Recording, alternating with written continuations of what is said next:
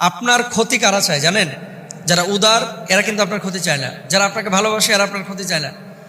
আপনার সামনে ভদ্রতার মুখোশ পরে ফ্রেম নিয়ে কিছু মানুষ আছে এত হিংসা করে আপনাকে, অলওয়েজ আপনাকে পেছন থেকে কামড়ে ধরতে চাই, টেনে ধরতে চাই।